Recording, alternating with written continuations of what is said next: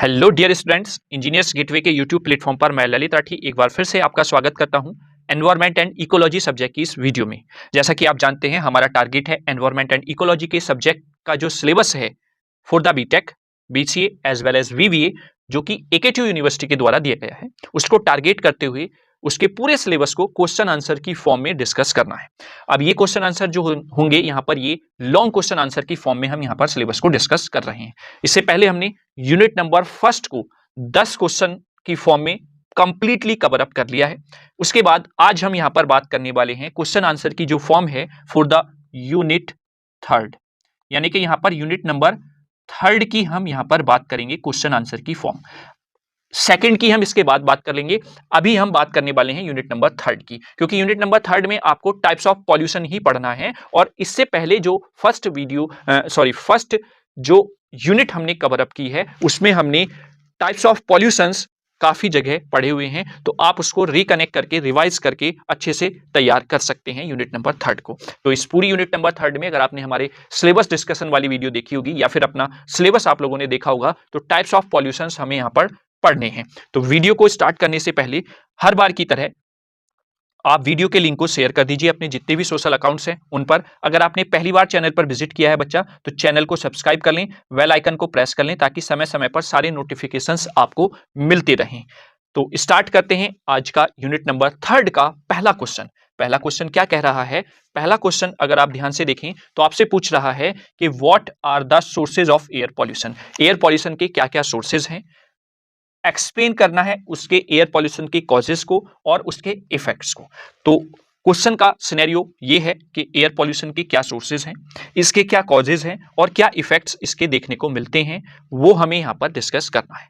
तो I hope आप लोग पहली यूनिट की क्वेश्चन आंसर की सीरीज देखकर आए हैं। वहां पर आपको हमने डिस्कस किया था एयर पॉल्यूशन और उसके कुछ फैक्टर्स के बारे में भी मैंने यहाँ पर बात की थी, किस तरीके से वो अफेक्ट करता है। तो उसी को अगर आप रिकॉल करें तो आपको चीजें रिकॉल होना स्टार्ट होंगी और आपको समझ आएगा कि किस तरीके से आप इसका आंसर लिखेंगे। तो सबसे पहले, air pollution comes from many different sources and it happens when harmful substances mix with the air. यानी कि जब हार्मफुल सब्सटेंसेज मिक्स होते हैं एयर के साथ, दैट मीन्स वो एयर को पॉल्यूट कर देते हैं, making it dirty and unhealthy to the breath. वही एयर पॉल्यूशन कहलाता है। Let's break it down into the simple causes and effects. क्या कॉजेज हैं, क्या इफेक्ट्स हैं, अगर हम उनकी बात करते हैं तो वन बाय वन हम यहां पर डिस्कस करने वाले हैं। सबसे पहले बात करेंगे causes of air pollution. Causes of air pollution में अगर हम बात करें तो सबसे पहले आ जाता है व्हीकल। मोस्ट इंपॉर्टेंट, सबसे पहले व्हीकल्स को हमने इसलिए रखा है क्योंकि सभी लोग आज के समय में एक दूसरे से आगे निकलने की होड़ में हैं, तो वहां पर एक व्हीकल जो है बहुत इंपॉर्टेंट फैक्टर अदा करता है। यानी कि एक स्टेटस सिंबल भी अब बनता हुआ जा रहा है व्हीकल। तो जैसे कार हो गया है, ट्रक्स हो गए हैं, बसेस हो गई हैं, release the gases like the carbon dioxides and other chemical into the airs. ये सब जब चलती हैं तो इसमें आपका डीजल, आपका पेट्रोल क्या होता है, बर्न होता है, जिस वजह से ये हार्मफुल गैसेस एयर में रिलीज करती हैं। This comes from the burning of the fuels. और ये किस वजह से हो रहा है? फ्यूल के बर्न होने से, लाइक द गैसोलाइन और द डीजल्स और द पेट्रोल और अदर टाइप ऑफ जो आपके गैसेस हैं या फिर एनर्जी के सोर्सेज हैं जिसकी वजह से व्हीकल्स चलते हैं। तो वो आपका पहला कॉज हो जाता है एयर पॉल्यूशन का, जिसको रिड्यूस करने के लिए कहीं ना कहीं किसी हद तक जो इलेक्ट्रिक व्हीकल्स हैं उनकी तरफ जो आपका ग्लोबल है, यानी कि पूरा देश विश्व है, वो जाने की कोशिश कर भी रहा है। ठीक है, चलिए नेक्स्ट बात कर लेते हैं सेकंड फैक्टर की, फैक्ट्रीज एंड द इंडस्ट्रीज। जो सेकंड कॉज है वो है फैक्ट्रीज एंड इंडस्ट्रीज। किस तरीके से? Factories that make the products like the clothes, electronics and the foods release the smoke, chemicals and the particle into the air. यानी कि जब ये चलती हैं और इसमें जो प्रोडक्शन हो रहा है वो काम होता है, तो वहां पर एयर में ये केमिकल्स, ये हार्मफुल गैसेस रिलीज करती हैं जो कि एयर को पॉल्यूट करते हैं। आई होप दोनों पॉइंट्स, दोनों कॉजेस बहुत अच्छे से आपको क्लियर हो गए होंगे। चलिए नेक्स्ट बात कर लेते हैं।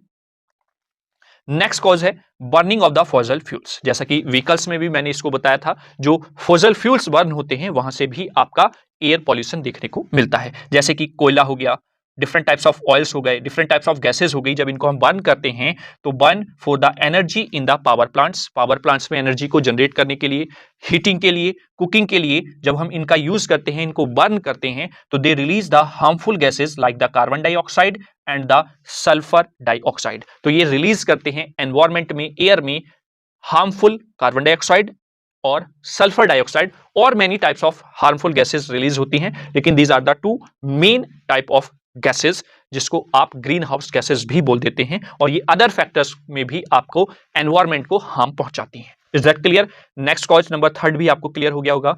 अब बात करते हैं 4th की, एग्रीकल्चर। एग्रीकल्चर से किस तरीके से, जैसे आप दिल्ली के आसपास हरियाणा पंजाब में सुनते भी हैं कि वहां पर पुराली जला दी जाती है, तो उस पुराली से क्या होता है, एयर पॉल्यूशन बहुत ज्यादा मात्रा में दिल्ली में बढ़ जाता है। ठीक है, तो some farming activities like using the fertilisers, burning the crops, releasing the gases that pollute the air such as ammonia and the methane, यानी कि अमोनिया और मीथेन के रिलीज होने से कहीं ना कहीं एयर पॉल्यूट होता है, जो एग्रीकल्चर के क्षेत्र से रिलीज होती हैं एयर के अंदर। Is that clear? तो आई होप एग्रीकल्चर का जो कॉज है एयर पॉल्यूशन में वो भी आपको क्लियर हुआ होगा।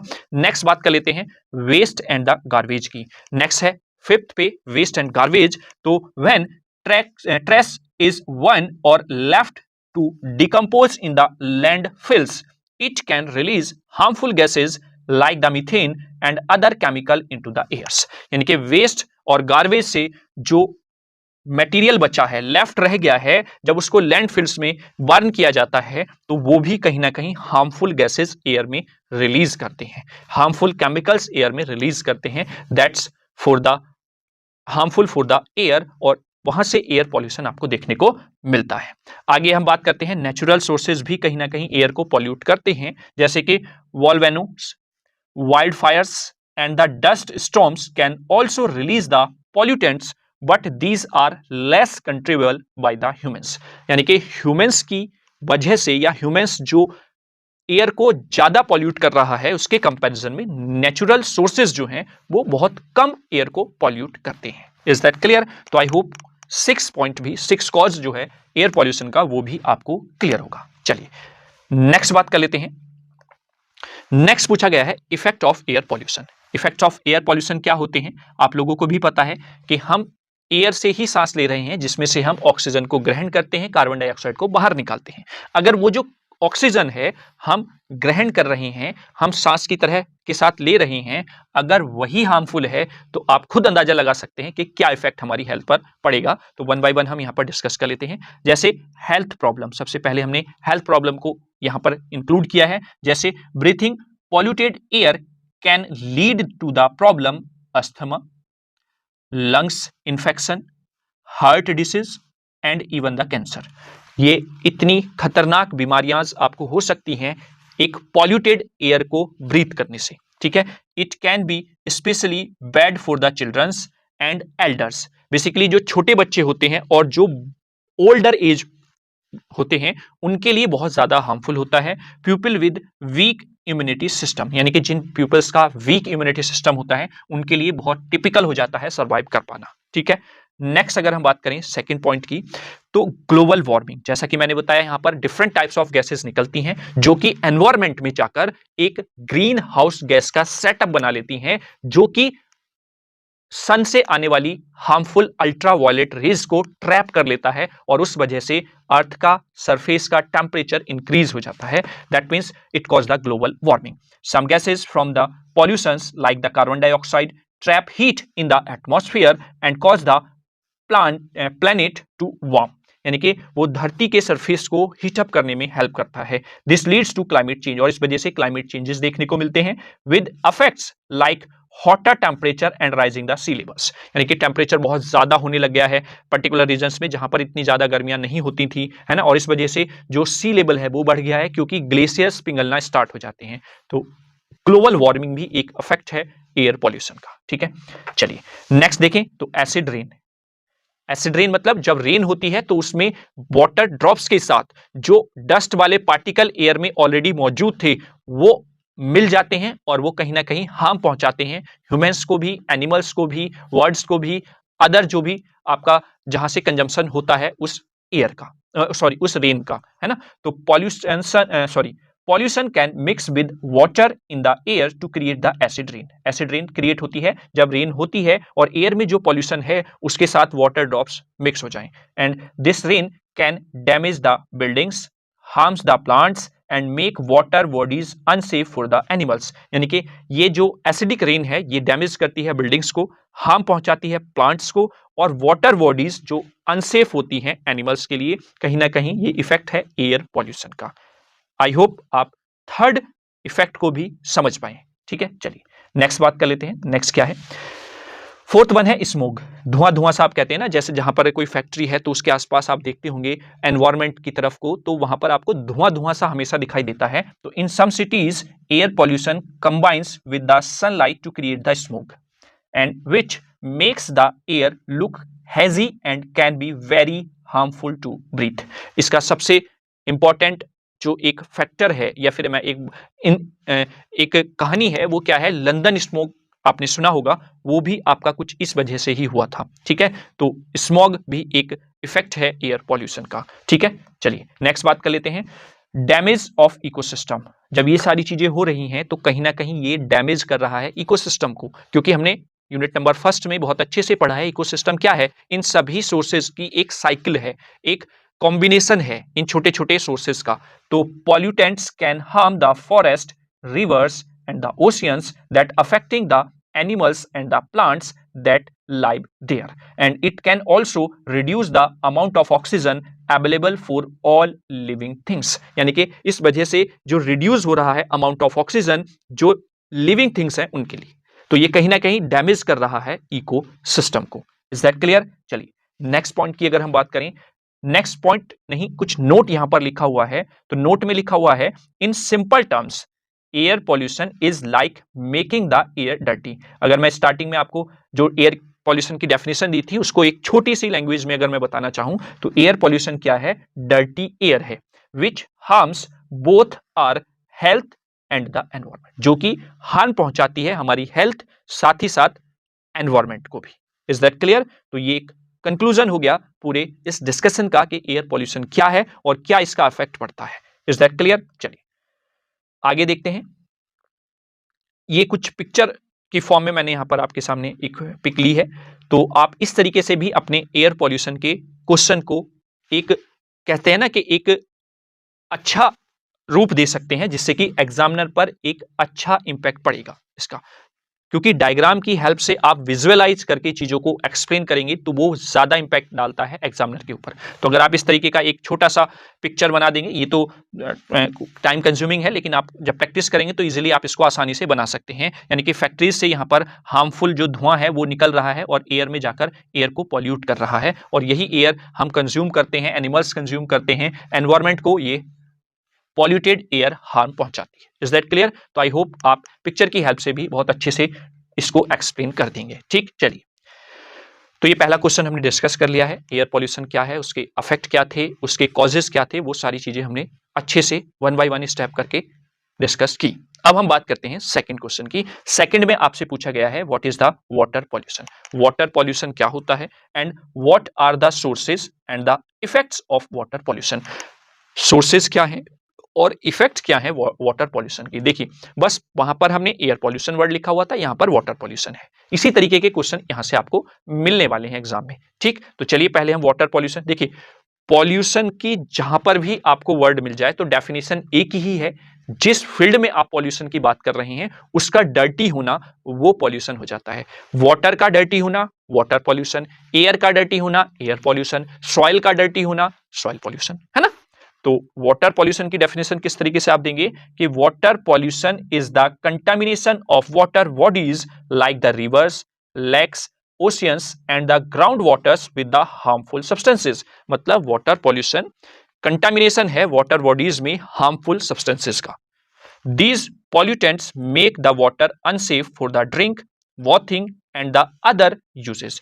और ये जो हार्मफुल पॉल्यूटेंट्स वाटर में मिल गए हैं ये वाटर को अनसेफ बनाते हैं ड्रिंकिंग, पीने के लिए, नहाने के लिए या अदर यूज में जहां पर भी हमें वाटर का यूज करना होता है। It happens when harmful chemicals, waste and other pollutants are added to the water sources. और ये कहीं ना कहीं किस वजह से हो रहा है, जब केमिकल वेस्टेज या अदर पॉल्यूटेंट्स आपके वाटर सोर्सेज में मिल जाते हैं। Is that clear? चलिए एक पिक के हेल्प से और अच्छे से आप इसको समझ सकते हैं। देखिए यहाँ पर ये फैक्ट्रीज से धुआं जो निकल रहा है, ये अभी हमने जो डिस्कस किया है पहले क्वेश्चन में, वो एयर पॉल्यूशन को दिखा रहा है, यानी कि ये एयर को पॉल्यूट कर रहा है। और इन्हीं फैक्ट्रीज से जो गंदा पानी निकलता है ना, वो जब हम रिवर में बहा देते हैं, रिवर में ये मिलता है, तो it produce the water pollution. ये एक वाटर पॉल्यूशन का सोर्स बन जाता है, ठीक है। और हम जो प्लास्टिक है या डिस्पोजल्स हैं या जो वेस्टेज हैं, वो हम वाटर में डाल देते हैं, कहीं ना कहीं वो भी एक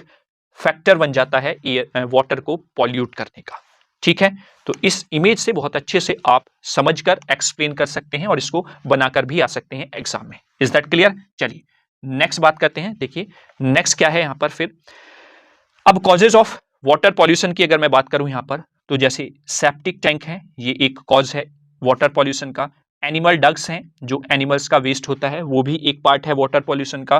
पेस्टिसाइड्स जो हम यूज करते हैं, केमिकल्स यूज करते हैं एग्रीकल्चर में, वो भी एक कॉज है वाटर पॉल्यूशन का। इंडस्ट्रियल वेस्ट जो निकल रहा है, अभी मैंने पिक में आपको दिखाया है, वेस्ट वाटर जो निकलता है इंडस्ट्रीज से ही, वो एक कारण है। न्यूक्लियर वेस्ट है, वो भी एक कारण हो जाता है। ऑयल पॉल्यूशन यानी कि ऑयल पॉल्यूटेंट्स जो होते हैं, वो भी एक कारण है। और oil spill, these are all the causes of water pollution. देखिए आप इस तरीके से एनिमेटेड फॉर्म में अगर आप अपने आंसर को लिखेंगे विजुअलाइज करके, तो वो एक अच्छा इंपैक्ट एग्जामिनर के ऊपर डालता है, ठीक है। क्लियर हो गया? देखिए आप इन कॉजेज ऑफ वाटर पॉल्यूशन को आप पॉइंट वाइज भी लिख देते थे, कोई प्रॉब्लम नहीं है, लेकिन इस तरीके से बहुत अच्छा लगता है जब आप एग्जाम हॉल में अपनी कॉपी को लिखते हैं। तो अगर हम बात करें वन बाय वन इन सब फैक्टर्स पर, तो सबसे पहले इंडस्ट्रियल वेस्ट की बात कर लेते हैं, जिसमें हम बात करेंगे factories often release the chemicals, heavy metals and the toxic substances into the nearby rivers, lakes and the oceans। ये आप देखते भी हैं, जैसे दिल्ली के पास जो है यमुना, उसमें कितनी गंदी तरीके से केमिकल्स वाला पानी जाता है, वो कहीं ना कहीं उसको क्या कर रहा है, पॉल्यूट कर रहा है, उसके वाटर को पॉल्यूट कर रहा है। तो ये इंडस्ट्री वेस्ट जो है, ये कहीं ना कहीं वाटर को पॉल्यूट करता है। वहीं पर एग्रीकल्चर रन ऑफ, जो एग्रीकल्चर क्षेत्र से वेस्ट आता है, वो भी कहीं ना कहीं पॉल्यूट करता है वाटर को। The use of fertilisers, pesticides and the herbicides in the farming can lead to these chemical being washed into the water bodies by the rain or the irrigation। यानी कि रेन या irrigation की वजह से ये agriculture जो pesticides हैं, जो फर्टिलाइजर्स हैं, वो मिल जाते हैं फिर एयर्स में या फिर लेक्स में या रिवर्स में, तो वो कहीं ना कहीं वाटर को पॉल्यूट करते हैं। Sewage and the waste water, sewage या वेस्ट वाटर जो होता है, वो कहीं ना कहीं हमारे घरों से भी जाता हुआ, निकलता हुआ पास की नदी में जाकर मिलता है, रिवर में जाकर मिलता है, लेक में जाकर मिलता है, तो वो उसके वाटर को पॉल्यूट करता है। Improper disposal of human waste from the household, जैसा कि पिक में मैंने आपको दिखाया, हमने पानी में ही प्लास्टिक की बोतल फेंक दी है, अदर टायर्स या फिर वेस्ट जो भी मटेरियल है वो हमने पानी में फेंक दिया, तो दैट मीन्स कहीं ना कहीं वो उस वाटर को पॉल्यूट कर रहा है, उसमें harmful bacterias and the virus add हो रहे हैं, ठीक है। ऑयल स्पिल्स में अगर हम बात करें, तो जो ऑयल का मिलना होता है ओशियंस या रिवर्स में, वो कहीं ना कहीं हार्मफुल रहता है उस वाटर सोर्स के लिए। It harms the marine life and the pollutes the water, ये मैराइन लाइफ के लिए बहुत ज्यादा हार्मफुल होता है। Make it difficult for the plants and the animals to survive, जिस वजह से वहां के प्लांट या वहां के एनिमल्स जो वाटर में रहते हैं, वो सर्वाइव नहीं कर पाते हैं। तो आई होप ये चारों जो फैक्टर्स हैं या चारों जो पॉइंट्स हैं, वो आपको अच्छे से क्लियर हो गए होंगे, ठीक है। चलिए नेक्स्ट बात कर लेते हैं हम। नेक्स्ट है प्लास्टिक एंड द ट्रेस, जो कि बहुत बहुत ज्यादा हार्मफुल है। चाहे एयर पॉल्यूशन के लिए बात कर लें, अगर आप प्लास्टिक को बर्न करते हैं, या फिर इसको एज इट इज अगर आप वाटर बॉडीज में या फिर सॉइल में डाल देते हैं, तो कहीं ना कहीं ये आपका हार्मफुल होता है पॉल्यूट करने के लिए, ठीक है। तो garbage including plastic waste can end up in the rivers, lakes and the oceans, harming the aquatic life and the pollutants in the water, यानी कि कहीं ना कहीं ये हार्मफुल रहता है एक्वेटिक लाइफ के लिए, जो कि पॉल्यूट करता है वाटर को, ठीक है।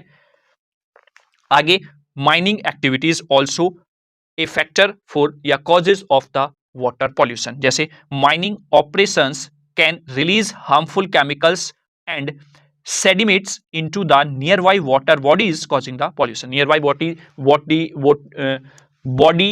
वाटर बॉडीज जो होंगी, सॉरी ये थोड़ा सा अंडरस्टैंडिंग सी हो गई है ना, वाटर बॉडीज जो नियर बाई होंगी वहां पर जहां पर माइनिंग का काम चल रहा है, वहां पर आपका वाटर पॉल्यूट हो जाएगा। ठीक है, चलिए नेक्स्ट देखते हैं। एक पिक्चर के माध्यम से मैंने सोर्सेज ऑफ वाटर पॉल्यूशन जो है वो दिखाने की यहाँ पर कोशिश की है। अलग अलग सोर्सेज जो वाटर को पॉल्यूट कर रहे हैं वो सब यहाँ पर आपको देखने को मिल जाएंगे। देखिए जैसे ये घरों के वेस्टेज जो है वो पानी में जाकर मिल रहे हैं, है ना। सीवेज का वेस्ट जो है वो भी वाटर बॉडी में जाकर मिल रहा है ना। यहाँ पर सेप्टिक टैंक का जो वेस्ट है वो भी वाटर बॉडी में जाकर मिल रहा है। इधर से ऑयल स्पिलिंग जो हो रही है वो भी वाटर बॉडी में जाकर मिल रही है। तो ये सब फैक्टर्स जो हैं ये कहीं ना कहीं सोर्सेज हैं वाटर को पॉल्यूट करने के।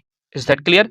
तो आई होप आप इस चीज को समझ गए होंगे। ठीक है, देखिए यहाँ पर इधर अगर आप ध्यान से देखें तो ये एयर पॉल्यूशन हो रहा है। एयर पॉल्यूशन होने से यहाँ का जो एटमॉस्फेयर है वो पॉल्यूट हो गया है। अब जब ये रेन होगी तो ये रेन ड्रॉप्स के साथ ये पॉल्यूटेंट्स मिलेंगे और आपका एसिडिक रेन होगी, जिसको आप एसिडिक रेन बोलते हैं, और ये इस वाटर बॉडी में जब जाकर मिलेंगी तो कहीं ना कहीं इस वाटर बॉडी को ये पॉल्यूट करेंगी। Is that clear? चलिए यहाँ पर एग्रीकल्चर के फर्टिलाइजर्स आपको दिख रहे हैं जो डायरेक्टली किस में जाकर मिल रहे हैं, वाटर बॉडी में जाकर मिल रहे हैं। ठीक, तो ये आपका पिक्चर की हेल्प से आपको समझ आ गया होगा कि क्या सोर्सेज हैं वाटर पॉल्यूशन के। ठीक है, चलिए नेक्स्ट बात कर लेते हैं। इफेक्ट्स ऑफ वाटर पॉल्यूशन क्या है?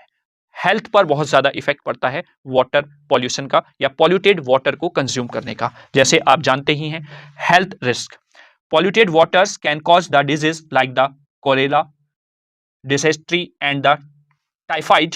It also affect the skin, eyes and can lead to serious conditions like the cancers। यानी कि ये बहुत रिस्की रहता है और बहुत ज्यादा डेंजरस जो आपको डिजीज हैं वो होने के चांसेस बन जाते हैं। नेक्स्ट अगर मैं बात करूं हार्म टू एक्वेटिक लाइफ, क्योंकि एक्वेटिक लाइफ ही वाटर में है तो वहां पर उस वाटर बॉडी या वाटर साइकिल जो है उसको ये डिस्टर्ब कर देता है polluted water. Toxic substances is in polluted water can kill fishes, plants and the other aquatic animals. It disturbs the food chain and harms the biodiversity. ये food chain को water के अंदर डिस्टर्ब कर देता है जिससे कि हार्म होता है बायोडाइवर्सिटी को। नेक्स्ट अगर हम बात करते हैं पॉइंट की तो इकोसिस्टम डैमेज, जैसा कि अभी आपने ऊपर देखा बायोडाइवर्सिटी यहाँ पर डैमेज हो रही है और एक साइकिल जो है फूड चेन की वो डिस्टर्ब हो रही है, तो दैट मीन्स इकोसिस्टम भी यहाँ पर डिस्टर्ब होकर रहेगा।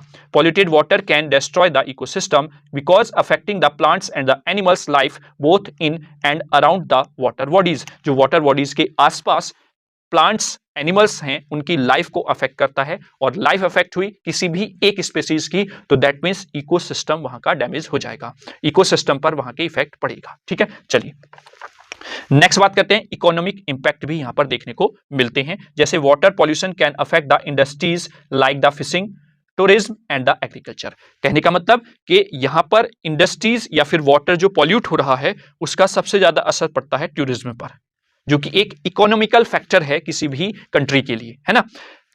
Contaminated water makes fishing unsafe and reduce the tourism in the polluted areas. यानी कि वहां पर जहां पर पॉल्यूटेड रीजन है, पॉल्यूटेड एरिया है, वहां पर टूरिज्म की संख्या क्या हो जाती है, डिक्रीज हो जाती है। Is that clear? तो कहीं ना कहीं इकोनॉमिक इंपैक्ट भी देखने को मिलता है वाटर पॉल्यूशन का।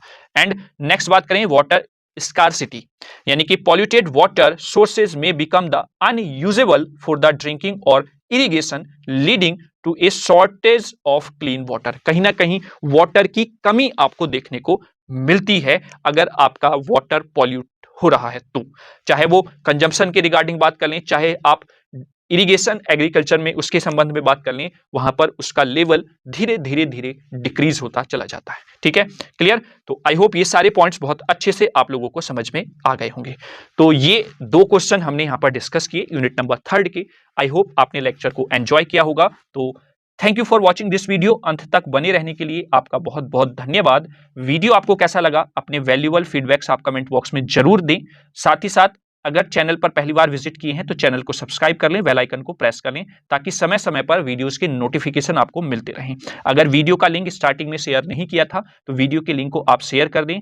साथ ही साथ अगर वीडियो अच्छा लगा है तो वीडियो के लिए एक ये थंब वाला बटन भी आप लोग प्रेस कर दें। ठीक है, तो आई होप आपको दोनों क्वेश्चन पहली यूनिट की तरह समझ में आए होंगे। कोई भी रेस्पॉन्स अगर आपका है कमेंट बॉक्स में आप नहीं देना चाहते तो आप हमारे हेल्पलाइन नंबर 8273708952 पर हमसे बात कर सकते हैं, हमसे जुड़ सकते हैं why the WhatsApp, why the text message, why the call. ठीक है, कोई भी समस्या है तो आप जरूर हमसे कांटेक्ट करें या कमेंट बॉक्स में कमेंट करने की कोशिश करें। बस आप लोगों को हमारी हेल्प इतना करना है कि वीडियो के लिंक को ज़्यादा से ज़्यादा शेयर करना है ताकि सभी बच्चों तक वीडियो पहुंच सके। ठीक है, तो चलिए मिलते हैं अब नेक्स्ट क्वेश्चंस के साथ। तब तक के लिए जय हिंद, जय भारत।